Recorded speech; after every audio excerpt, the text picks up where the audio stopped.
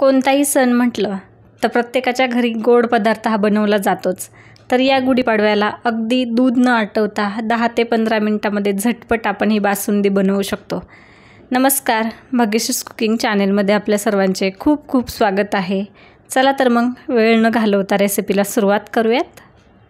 इथे कढईमध्ये मी अर्धा लिटर म्हशीचं दूध घेतलेलं आहे। तर म्हशीचं दूध जास्त घट्ट असतं, त्यामुळे आपली बासुंदी पण मस्त होते। तर सर्वात पहिल्यांदा थोडंसं गॅस मोठा करून आपण याला मस्त अशी उकळी आणून घेणार आहोत। तर चमच्या साहाय्याने थोडंसं हलवत राहायचं। इथे पाहू शकता मस्त अशी उकळी आलेली आहे। आता गॅस कमी करून आपण याला थोडंसं आटवून घेणार आहोत। तर मध्ये मध्ये थोडं चमच्या साहाय्याने हलवत राहायचं, नाहीतर दूध खाली लागू शकतं। आता आपण याच्यामध्ये पुढचे जिन्नस टाकून घेऊया। तर इथे मी विलायचीची पावडर टाकलेली आहे। तर व्यवस्थित चमच्या साहाय्याने हलवून घ्यायची। आता यामध्ये मी 1 वाटी खवा टाकलेला आहे, म्हणजेच अर्धा पाव खवा टाकलेला आहे। तर तुम्ही खवा किसून पण टाकू शकता किंवा तसाच टाकला तरी काहीच हरकत नाही। तर हा व्यवस्थित असा मिसळून घ्यायचा दुधामध्ये। इथे पाहू शकता आपल्या दुधाचा कलर पण बदललेला आहे आणि खवा व्यवस्थित असा मिक्स झालेला आहे दुधामध्ये। विलायची टाकल्यामुळे एकदम खमंग असा वास सुटला आहे। आता याच्यामध्ये आपण जितकं आपल्याला गोड हवं असेल तितकी साखर टाकायची। तर तुम्ही साखर बारीक करून पण टाकू शकता किंवा तशीच साखर टाकली तरी काहीच हरकत नाही।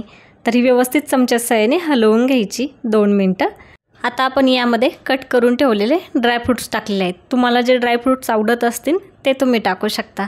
त्यानंतर आपण एक मस्त अशी उकळी आणून घेतलेली आहे आणि आता आपण गॅस मंद करून याला 2 मिनिटं असं व्यवस्थित गॅसवरती ठेवणार आहोत।